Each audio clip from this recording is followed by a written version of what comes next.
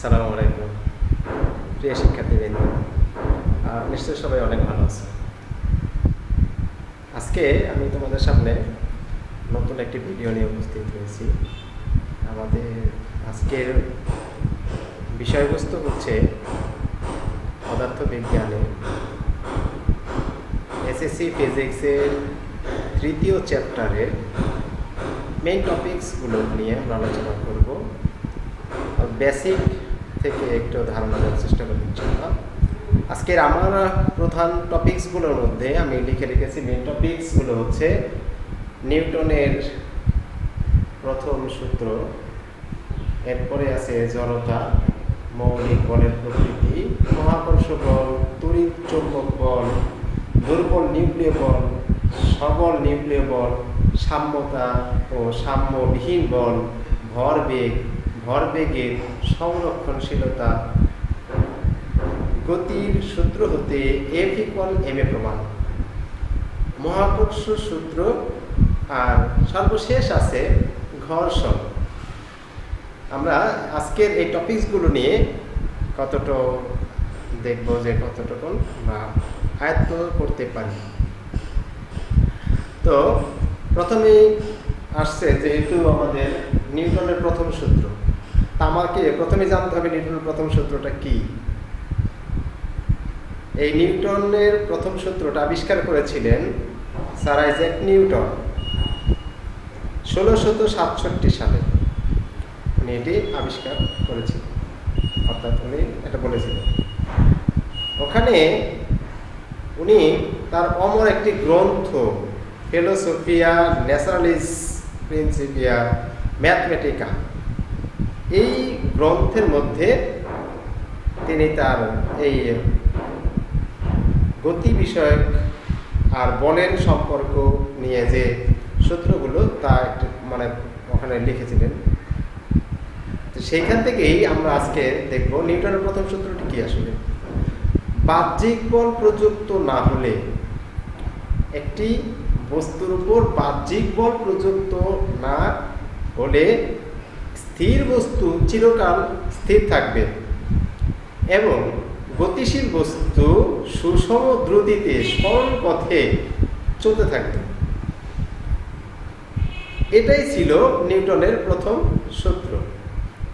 এই নিউটনের প্রথম সূত্রের সাথে আমাদের পরবর্তী টপিকস জড়তা, এটার একটা সম্পর্ক আছে।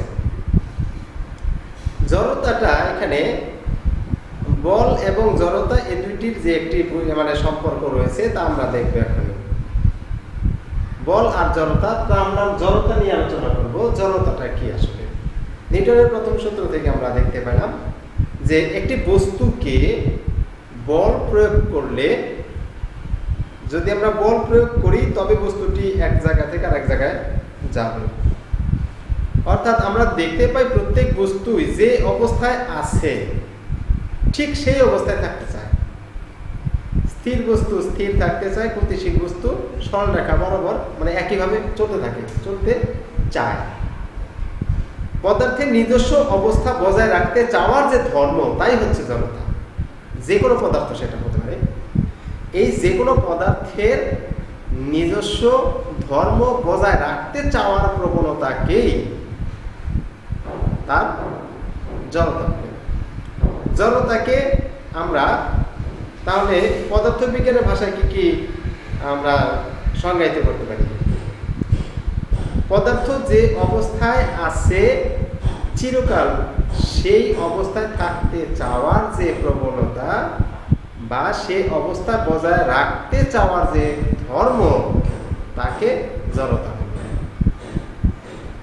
তাহলে স্থিতিশীল বস্তু আর হলো গতিশীল বস্তু, এই দুইটার মধ্যে আমরা বুঝতে পারি গতিশীল বস্তু চলতেই থাকবে, স্থিতিশীল বস্তু স্থির অবস্থায় থাকবে। জড়তা আবার দুই প্রকার, একটি হচ্ছে স্থিতি জড়তা আর একটি হচ্ছে গতি জড়তা। অর্থাৎ একটা বস্তু স্থির আছে, স্থিতিশীল অবস্থায় আছে, তাকে যে অবস্থায় আছে অর্থাৎ স্থির থাকতে চাওয়ার প্রবণতাকে বলা হয় স্থিতি জড়তা। আর হলো গতিশীল অবস্থায় আছে সেই বস্তুটা গতিশীল থাকতে চাওয়ার প্রবণতাকে বলা হয় গতি জড়তা। তাহলে তার গতি অক্ষুণ্ণ রাখতে চাওয়ার জন্য যে জড়তা থাকে সেটাকে আমরা বলে থাকি গতি জড়তা। তাহলে স্থিতি জড়তা এবং গতি জড়তা এই দুইটি জিনিস আমরা বুঝতে পারলাম। এরপরে আমাদের আছে মৌলিক বলের প্রকৃতি। মৌলিক বলটা এটা কেমন জিনিস? পৃথিবীতে কত ধরনের বল আছে এটা যদি আমি কাউকে জিজ্ঞাসা করি তোমাদেরকে, নিশ্চয়ই সবাই স্বাচ্ছন্দ্যে উত্তর দিতে পারবো যে অনেক ধরনের বল আছে। এখন অনেক ধরনের বল আছে, নির্দিষ্ট করে কিন্তু বলতে পারলাম না। তাহলে কোনো কিছুকে যদি ধাক্কা দিই সেটা একটা বল, ট্রাক আসছে তাকে থামিয়ে দিলাম সেটা একটা বল, বা একটা বস্তু বোঝাই করে আছে ওটাকে আমরা টেনে সরিয়ে নিলাম, এটা একটা বল। চুম্বক দ্বারা লোহাকে আকর্ষণ করলাম, এটা এক প্রকার বল। বোমা বিস্ফোরণে করে যখন আমরা ঘরবাড়ি উড়িয়ে দেই সেটা কিন্তু আরেক ধরনের বল। ক্রেন যখন কোনো কিছুকে টেনে তুলে সেটাও কিন্তু একটা বল। তাহলে এই যে বিভিন্ন ধরনের বল, এই বল সম্পর্কে আমরা জানলাম। এই বলগুলো এখানে আরেকটি মজার বিষয় আছে, সেটা হলো চমৎকার একটা বিষয় আছে। চমৎকার বিষয়টা কি এটা কি জানো? ও সবাই জানো? আচ্ছা আচ্ছা আচ্ছা, হ্যাঁ হ্যাঁ, এখানে দেখা যায় কেউ জানে আবার কেউ আমরা জানি না। চমৎকার একটি বিষয় হচ্ছে প্রকৃতিতে মাত্র 4 রকমের বল রয়েছে। প্রকৃতিতে এই যে হাজার হাজার বলের প্রকৃতি বলা হলো, তার মধ্যে মাত্র 4 প্রকারের বল আমরা জানি, যে 4 প্রকারের বল রয়েছে। এখন এই ক্ষেত্রে তাহলে আমরা অনেক জিনিস থেকে, বলের অংশ অংশ থেকে এই 4 প্রকারের বলকে আমরা ভাগ করে নেব। তার মানে বুঝতে পারলাম যে সকল বলই এই 4 প্রকারের মধ্যে অবস্থান করে, হয়তো বা তাদের প্রকৃতিটা একটু ভিন্ন ভিন্ন। তাহলে এই 4 প্রকার বলগুলো কি কি? সেটা কি কি? মহাকর্ষ বল, তড়িৎ চৌম্বক বল, দুর্বল নিউক্লিয় বল এবং সবল নিউক্লিয় বল। তাহলে প্রথমে আসবে মহাকর্ষ বল নিয়ে। এই সৃষ্টি জগতের সকল বস্তু তাদের ভরের কারণে একে অপরকে যে বল দিয়ে আকর্ষণ করে সেটাই হচ্ছে মহাকর্ষ বল। মানে দুটি বস্তু, দুটি মার্কার একটি অপরটিকে আকর্ষণ করছে, বুঝতে পারছি না, কিন্তু এই যে আকর্ষণ করছে এই আকর্ষণটাকে বলা হয় মহাকর্ষ বল। এই মহাকর্ষ বলের কারণে গ্যালাক্সি ভেতরে নক্ষত্ররা ঘুরপাক খায় কিংবা সূর্যকে ঘিরে পৃথিবী ঘুরে, পৃথিবীকে ঘিরে চাঁদ ঘোরে। পৃথিবীর মহাকর্ষ বল যখন আমাদের উপর কাজ করে আমরা সেটাকে বলে থাকি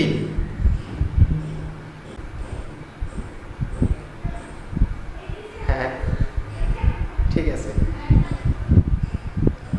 তাহলে আমরা এই জিনিসগুলো বুঝতে পারি। আচ্ছা যাই হোক, এই মহাকর্ষ বলের কারণে গ্যালাক্সির ভেতরে নক্ষত্ররা ঘুরপাক খায় কিংবা সূর্যকে ঘিরে পৃথিবী ঘুরে, পৃথিবীকে ঘিরে কি করে? চাঁদ ঘুরে। পৃথিবীর মহাকর্ষ বল যখন আমাদের উপর কাজ করে আমরা সেটাকে বলি মাধ্যাকর্ষণ। এই মাধ্যাকর্ষণ বল আমাদের পৃথিবীর কেন্দ্রের দিকে এবং আমরা বলে থাকি সেটা যে নিচের দিকে টেনে নিচ্ছে। এখন প্রশ্ন হলো, যারা পৃথিবীর, আমরা তো নিচের দিকে টেনে নিচ্ছে, ঠিক আছে, পৃথিবী তারা উল্টা দিকে আছে, তারা কি উপর দিকে টানছে? আসলে হলো এটা পৃথিবীর কেন্দ্রের দিকে টানছে। আর এই যে টানছে, এই টানার কারণে আমরা কিন্তু ওজন অনুভব করতে পারি। তাহলে যদি না টানতো ওজন কিন্তু আমরা অনুভব করতে পারতাম না।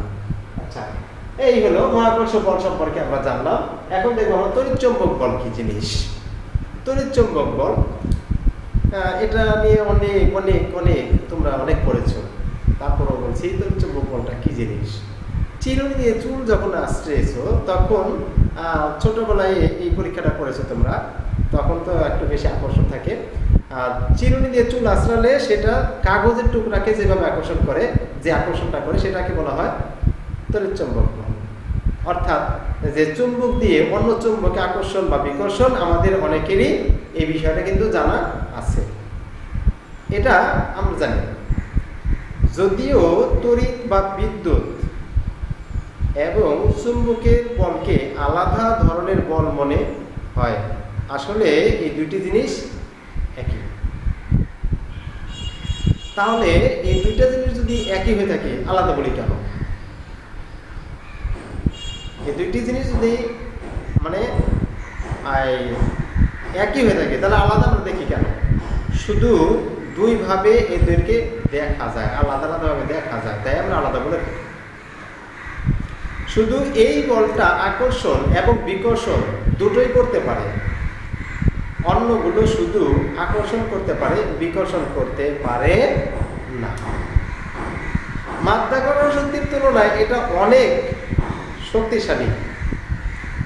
এই শক্তিশালী হওয়ার কত গুণ? কত গুণ? ও হ্যাঁ, ট্রিলিয়ন ট্রিলিয়ন ট্রিলিয়ন গুণ, ট্রিলিয়ন ট্রিলিয়ন ট্রিলিয়ন গুণ শক্তিশালী মাধ্যাকর্ষণ শক্তির তুলনায়। তাই তো একটাকে সরানো যায়। এই কথাটা যে মিথ্যে নয় তা আমরা অনুমান করতে পারি। কারণ যখন একটা চিরুনি দিয়ে চুল আশ্রে একটা কাগজকে আকর্ষণ করে তুলে নাও, তখন কিন্তু সেই কাগজটা পুরো পৃথিবী তার সমস্ত ভর দিয়ে তৈরি মাধ্যাকর্ষণ বল দিয়ে টেনে রাখার চেষ্টা করেছে। তবুও তোমার চিরুনি কি করেছে? চিরুনি কিন্তু কাগজের টুকরোটাকে উঠে নিয়েছে। তাহলে এখানে পৃথিবীর মাধ্যাকর্ষণের তুলনায় চিরুনির যে বিদ্যুৎ যে আবিষ্কার হলো, যা উৎপন্ন হলো, সেটা যে আকর্ষণ করলো, সেই আকর্ষণটা কিন্তু অনেক বেশি। দেখলাম আমরা তড়িৎচুম্বক বা তাড়িৎচুম্বক বলটা কি জিনিস। এবার দেখুন দুর্বল নিউক্লিয় বল। এটাকে দুর্বল বলা হয়। আমরা প্রথমে বললাম দুর্বল নিউক্লিয় বল। তাহলে যেহেতু দুর্বল, তাহলে মানে আরো অনেক বেশি দুর্বল। কেমন? এটাকে দুর্বল বলা হয় কারণ এটা তড়িৎচুম্বক বল থেকে অনেক দুর্বল, প্রায় ট্রিলিয়ন গুণ দুর্বল, ট্রিলিয়ন গুণ দুর্বল। ট্রিলিয়ন আমরা একটু আগে বলেছিলাম, ট্রিলিয়ন ট্রিলিয়ন ট্রিলিয়ন এই তিনটা যখন বলেছিলাম তখন ওখানে ছিল, ওটার মান ছিল প্রায় 10⁻36। তাহলে এখানে ট্রিলিয়ন ট্রিলিয়ন গুণ আমরা যদি বলি, তাহলে আমরা এটাকে বলবো 10⁻10। এখানে এই অংশটাকে আমরা আরেকটু যদি ভিন্নভাবে দেখি, এটা এত দুর্বল যে মহাকর্ষ বলের মতো এত দুর্বল না। মহাকর্ষ এবং তড়িৎচুম্বক বল যে কোনো দূরত্ব থেকে কাজ করতে পারে, কিন্তু এই বলটা খুবই অল্প দূরত্বে। অল্প দূরত্ব বলতে এখানে কত মিটার? এখানে হলো 10⁻−18, 10⁻−18 মিটার। এতটুকু কাছ থেকে দুইটি বল কাজ করতে পারে। তেজস্ক্রিয় নিউক্লিয়াস থেকে যে বিটা রশ্মি বা ইলেকট্রন বের হয়, সেটার কারণ এই দুর্বল নিউক্লিয় বল। এই দুর্বল নিউক্লিয় বলটা তাহলে কত কাছ থেকে? অনেক কাছ থেকে, অর্থাৎ খুবই সন্নিকট থেকে কাজ করতে পারে। পরে আমরা আসছি সবল নিউক্লিয় বল। এটা হচ্ছে সৃষ্টি জগতের সবচেয়ে বেশি শক্তিশালী বল, যেহেতু সবল বলা হয়েছে। সৃষ্টিগত জগতে যত শক্তিশালী বল আছে, সবচেয়ে শক্তিশালী বল হচ্ছে সবল নিউক্লিয় বল। তড়িৎচুম্বক বল থেকেও 100 গুণ বেশি শক্তিশালী। এটা তড়িৎচুম্বক বল থেকে এটি 100 গুণ বেশি শক্তিশালী, কিন্তু এটাও খুব অল্প দূরত্বে কাজ করতে পারে। এটার দূরত্ব আরো মানে এটার চেয়ে একটু বেশি, মানে এটার চেয়ে একটু বেশি দূর থেকে কাজ করে, অল্প দূর থেকে কাজ করতে পারে। সেটা কেমন জিনিস? এটা হচ্ছে 10 টু দি পাওয়ার আমরা লিখতে পারি -15 মিটার। এতটুকু দূর থেকে তারা কাজ করতে পারে।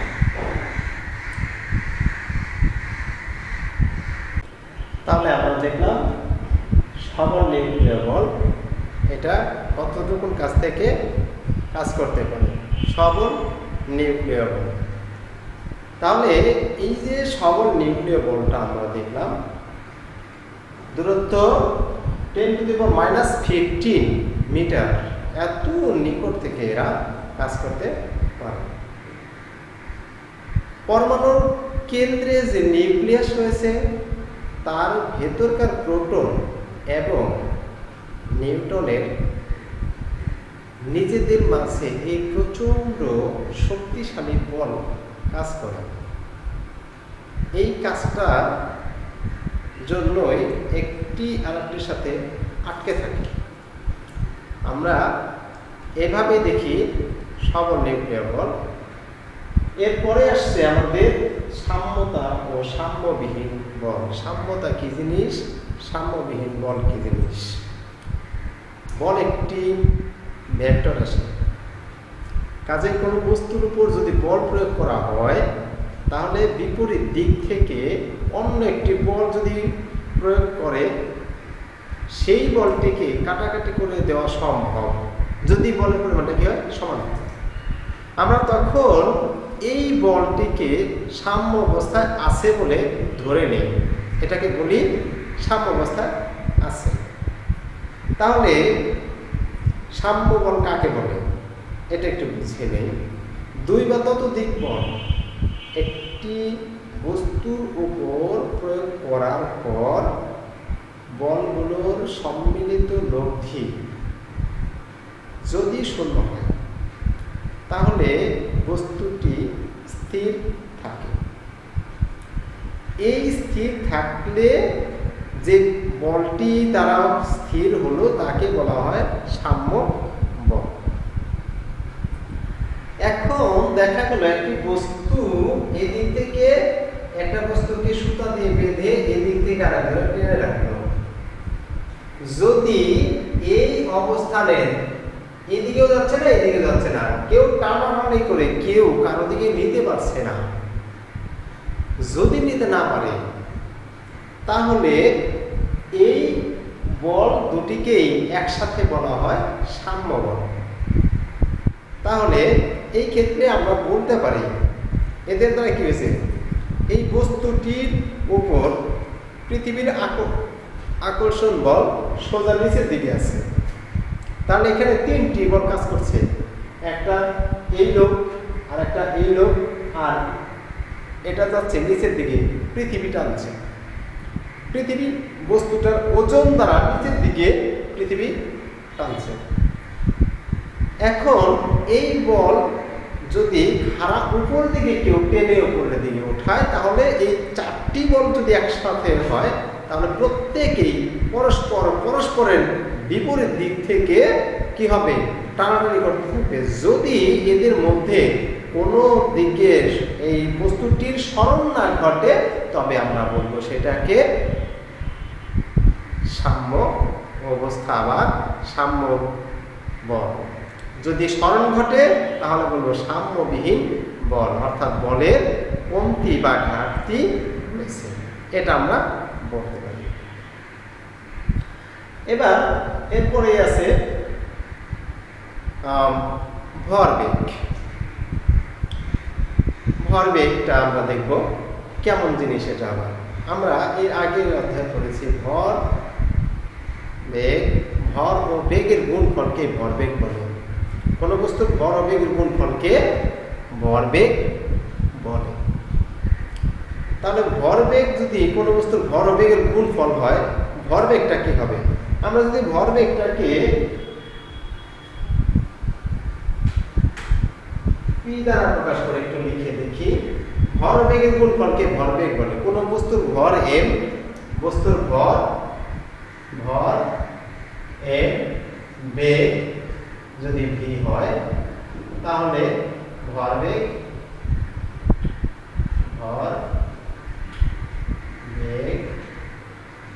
পি সমান এম ভি পাবে। কারণ আমরা একটু আগে বললাম ভরবেগের গুণফলকে ভরবেগ বলে। যেহেতু বেগ একটি ভেক্টর রাশি, কাজে ভরবেগও কি হবে? একটা ভেক্টর রাশি। বেগ একটি ভেক্টর রাশি হওয়ার কারণে ভরবেগও ভেক্টর রাশি হবে। তাহলে এই রাশিটা একটা ভেক্টর রাশি।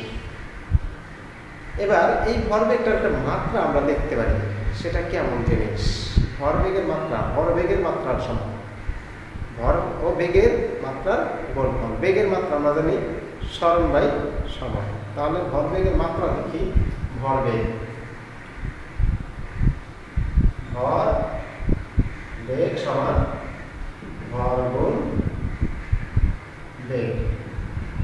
ভর একটি মৌলিক রাশি, বেগ একটি লব্ধ রাশি। তাহলে বেগের মধ্যে আরো কিছু রয়েছে, বেগের মধ্যে কি রয়েছে? সরণ বাই সময়।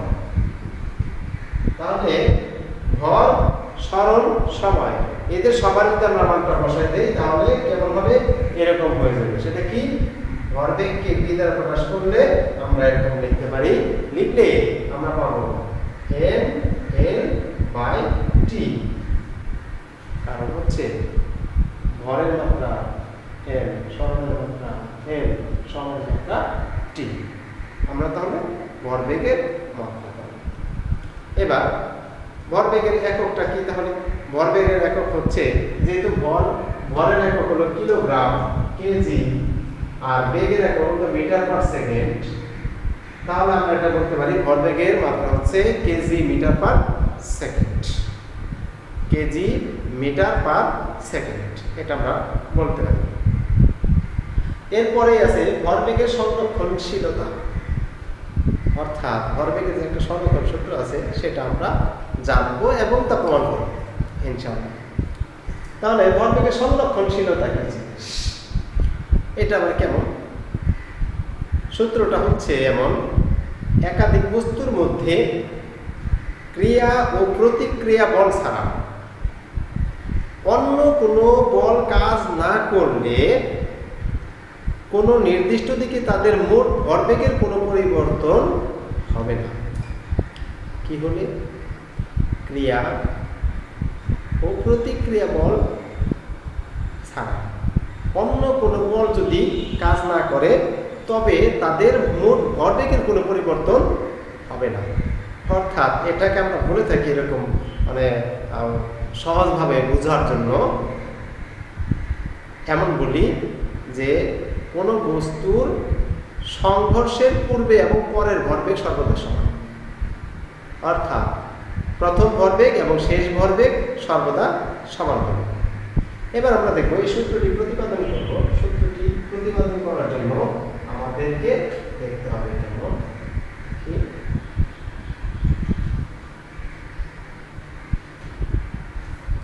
তাহলে ভরবেগের সংরক্ষণ সূত্রটা আমরা একটু দেখি, লিখে রাখি।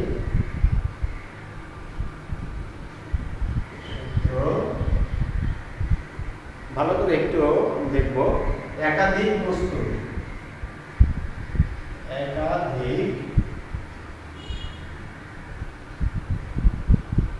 বস্তুর মধ্যে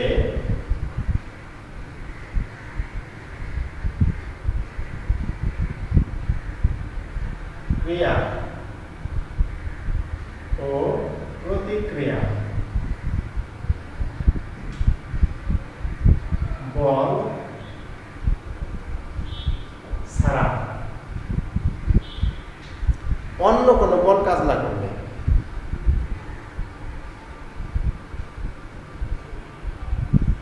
অন্য কোনো বল কাজ না করলে, অন্য কোনো বল যদি কাজ না করা হয় তাহলে কোনো নির্দিষ্ট দিকে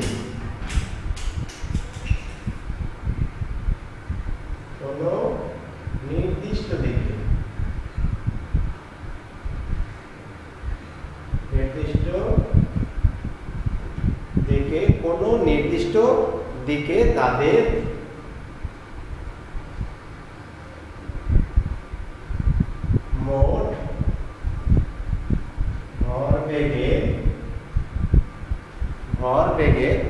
মোট ভরবেগের কোনো পরিবর্তন হবে। মোট ভরবেগের কোনো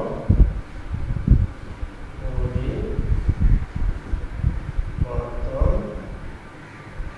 হয় না। এবার দেখি আমরা সূত্রটা প্রতিপাদন করব।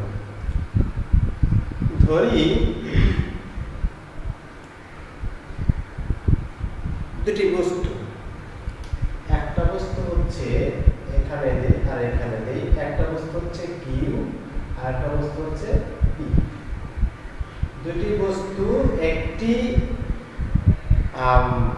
পি বস্তু এবং কিউ বস্তু, এই দুটি বস্তু, এটার আদিবেগ u1, এটার আদিবেগ হচ্ছে u2। এই ক্ষেত্রে যদি এটার আদিবেগ, এটার বেগ বেশি থাকে তবে ওকে সংঘর্ষ করবে, আর যদি বেগ বেশি না থাকে তাহলে কিন্তু সংঘর্ষ করবে না। তাহলে মনে করলাম যে ওর বেগটা বেশি, অর্থাৎ u1 u2 is greater than, যেখানে u2 is greater than u1, অর্থাৎ আমি সংঘর্ষ করাবো।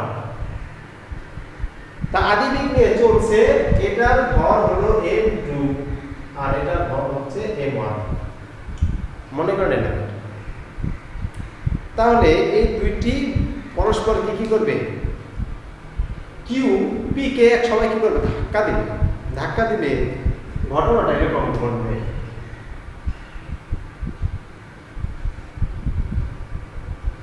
ধাক্কা দিলে ঘটনাটা এরকম ঘটবে, এটা কিউ, এটা হচ্ছে পি। এটা ধাক্কা দেবে আর এটা বিপরীত দিকে ফেরত আসবে।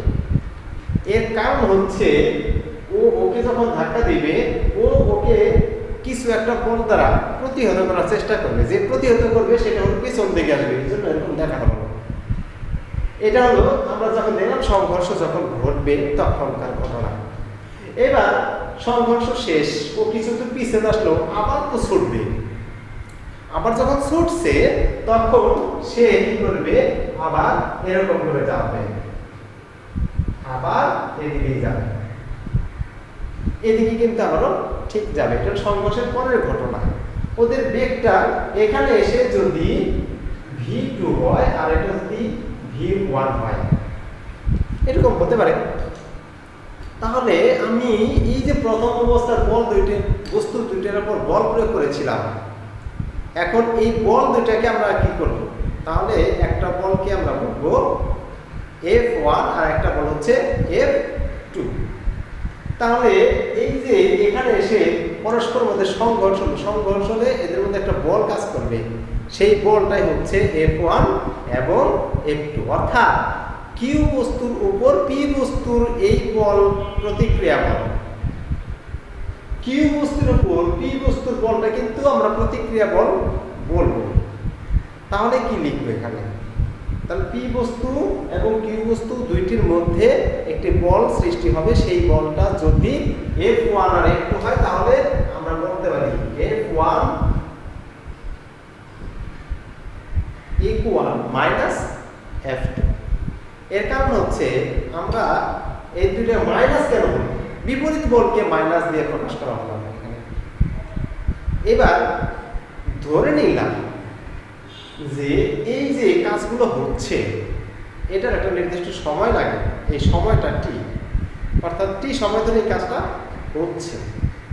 তাহলে আমি কি বলবো এখন, এইখানে ধাক্কার ফলে এদের মধ্যে বেগ পরিবর্তন হয়ে আমরা দেখাইলাম v2 আর v1 এটা হয়ে গেল। সেই ক্ষেত্রে আমি এখন কিন্তু এই অংশ থেকে লিখতে পারি, এটা দিয়ে লিখতে পারি, কি লিখতে পারি, যদি v1 আর v2 এই দুইটি হয় তাহলে তাদের মধ্যে এক প্রকার কি থাকবে, ত্বরণ থাকবে। সেই ত্বরণটা যদি আমরা a2 আর a1 লিখি, ত্বরণ দুইটি যদি a1 আর a2 লিখি, তাহলে কিন্তু আমি এখানে লিখতে পারবো বা m1 a1 equal minus m2 a2, বা এখানে a এর মানটা আমরা জানি v1 মাইনাস v2, অর্থাৎ আদি বেগ এবং শেষ বেগের মধ্যে সম্পর্ক। শেষ বেগ থেকে আদি বেগ বিয়োগ করে সময় দ্বারা ভাগ করলে ত্বরণ পাওয়া যায়। তাহলে আমরা এখানে প্রকাশ করতে পারি এরকম v1 minus u1 by t equal minus, এখানে আমরা লিখতে পারি m2 v2 minus u2 by t। এটা লিখতে পারি যেহেতু উভয় পক্ষের t সমান, সো আমরা এটাকে মানে উল্টো করতে পারি m1 v1 minus m1 u1 equal minus m2 v2 plus m2 u2। এটা কিন্তু হয়ে গেল। এখন আমি তাহলে কি করব? এই মুহূর্তে আমার কাজ হলো যে এই যে মাইনাসটা বাম পাশে ধরে এটাকে ডান পাশে, অর্থাৎ v বেগ এক পাশে নেব আর u বেগ এক পাশে নেব, আদি বেগ আর শেষ বেগ এক পাশে করব, plus m2 v2 equal m1 u1 plus m2 u2। এটাই হচ্ছে আমাদের। তাহলে বুঝতে পারলাম যে এখানে বস্তু দুইটির শেষ ভরবেগ, এটা বস্তু দুটির শেষ ভরবেগ, আর এখানে বস্তু দুইটির আদি ভরবেগ। তাহলে বস্তু দুটির শেষ ভরবেগ, সংঘর্ষের পরের ভরবেগ আর সংঘর্ষের পূর্বের ভরবেগ, এই ভরবেগ দুইটি যেহেতু সমান, অতএব শক্তির সংরক্ষণশীলতা আমাদের এখানে মেনে চলে। তাহলে আমরা বলতে পারি শক্তি সংরক্ষিত, বলতে পারি আমরা যে শক্তি সংরক্ষিত হয়েছে। এখন তাহলে আমরা দেখব এর পরবর্তী টপিকসটা হচ্ছে গতির সূত্র থেকে F সমান ma প্রমাণ। আমরা এখন এটা প্রমাণ করব। তাহলে এটা প্রমাণ করার জন্য আমাদের এখানে জানতে হবে একটা বিষয়, সেটা হচ্ছে গতির সূত্রগুলো আমাদের জানা দরকার হবে এখানে। সেটা কি?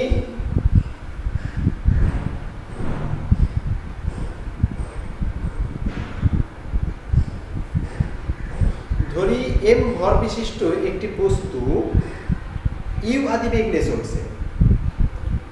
m ভর বিশিষ্ট একটি বস্তু u আদি বেগ নিয়ে চলছে, u আদি বেগ নিয়ে চলছে। বস্তুটি কত সময় পরে মনে করলাম t সময় পরে, t সময় পরে এখানে দেখো। তাহলে বস্তুর ভরটাতে m ঠিকই আছে। তাহলে ওর উপর প্রযুক্ত বল হলো যদি F, আমি বল প্রয়োগ করলাম। এখানে বস্তুটি বেগ হলো v, অর্থাৎ এটা তার শেষ বেগ। তাহলে এই ক্ষেত্রে আদি ভরবেগ কত? আদি ভরবেগ হচ্ছে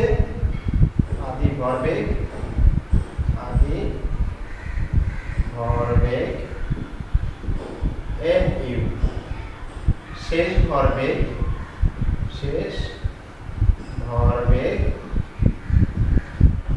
mv, আদি ভরবেগ শেষ ভরবেগ mv। ভরবেগের পরিবর্তন কত সময়ে? t সময়ে। t সময়ে ধরে এটা চলছে, তাহলে t সময়ে ভরবেগের পরিবর্তন, t সময়ে ভর বেগের পরিবর্তন সমান mv minus mu।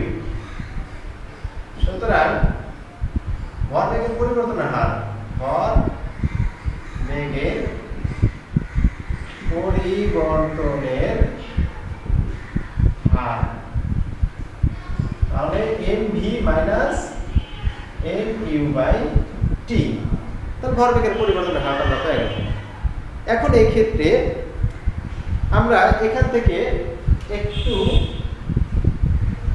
m common নিলে হবে v minus u by t।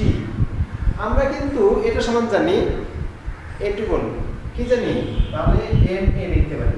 m a কিভাবে লিখতে পারি? তাহলে v minus u by t equal হলো a। আমরা এই জন্য এটাকে লিখতে পারি।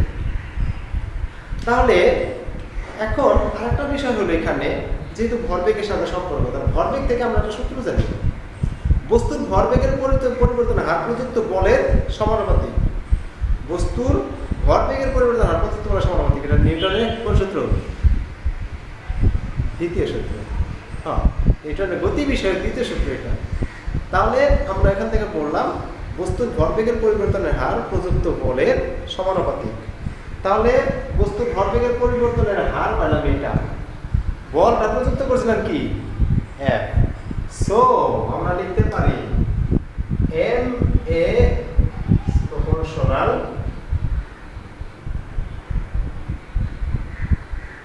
F, এটা কিন্তু আমরা লিখতে পারি। তাহলে যেহেতু এটা লিখলাম, এখন অনুপাত, এই যে আনুপাতিক, এই যে আনুপাতিক, এর অনুপাত চেঞ্জ করব কিভাবে দেখি। ma ইকুয়াল k f, এখানে হলো k একটি সমানুপাতিক ধ্রুবক, এখানে k একটি সমানুপাতিক ধ্রুবক। এই k এর মানটা আবার বলের এককের উপর নির্ভর করবে, এই বলের একক তার উপর নির্ভর করবে। এটা আবার কেমন? এই সমীকরণে আমরা যদি বলের সংজ্ঞা দেই এমন ভাবে যে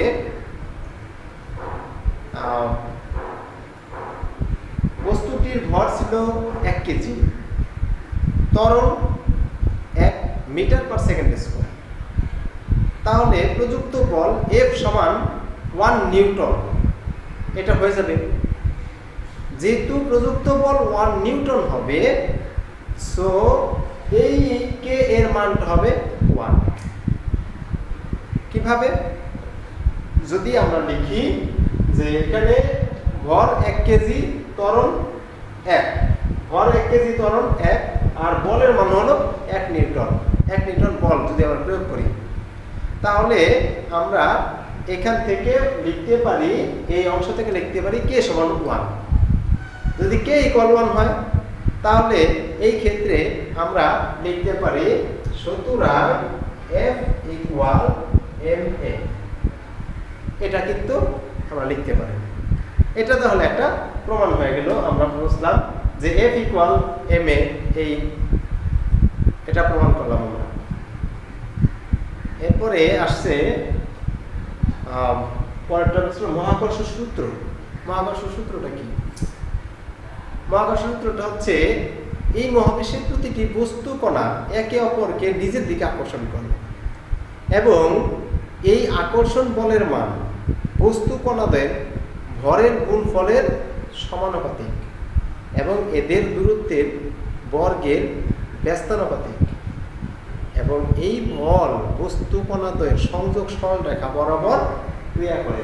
অর্থাৎ এখান থেকে যদি আমি দেখি, তাহলে m1 আর m2 দুটি ভর, মনে করলাম m1 m2 দুইটি ভর বিশিষ্ট দুটি বস্তু, এদের মধ্যবর্তী দূরত্বকে আমরা যদি বলি d, তাহলে d দূরত্বে অবস্থান করবে m1 m2 দুইটি বস্তু। এদের মধ্যে বলটা হবে, এদের মধ্যবর্তী বল F দেওয়া হবে। F বল প্রয়োগ করলে এদের মধ্যবর্তী বলের সাথে একটা সম্পর্ক হবে। তাহলে F বল প্রয়োগ করলে মহাকর্ষ সূত্র থেকে আমরা লিখতে পারি F ইকুয়াল, পড়েছিলাম আমরা, তাহলে এখানে ওখানে করলাম হলো ভরবেগের গুণফলের সমানুপাতিক। তাহলে ভরবেগের গুণফল, ভরের গুণফলের সমানুপাতিক, ভরের গুণফলের সমানুপাতিক, এবং তাদের মধ্যবর্তী দূরত্বের ব্যস্তানুপাতিক, বর্গের ব্যস্তানুপাতিক, দূরত্বের বর্গের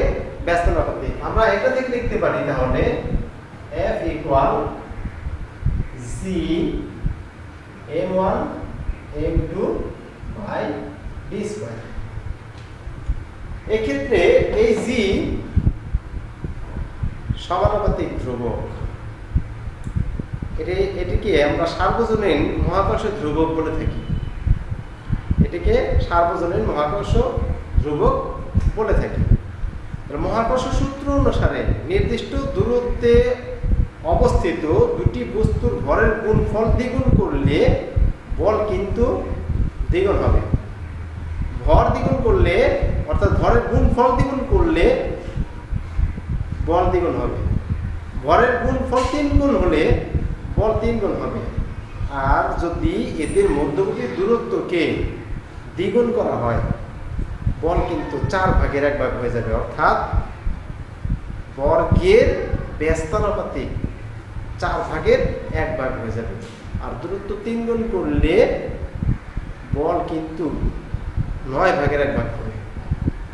বল যদি 4 গুণ করি, যদি আমরা এখানে দূরত্ব 4 গুণ করি তাহলে দূরত্ব 4 গুণ করলে বল কিন্তু 16 ভাগের 1 ভাগ হয়ে যাবে, অর্থাৎ দূরত্ব যত বাড়বে বল তত কমবে, দূরত্ব যত কমবে বল তত বাড়বে। এরপরেই আছে আমাদের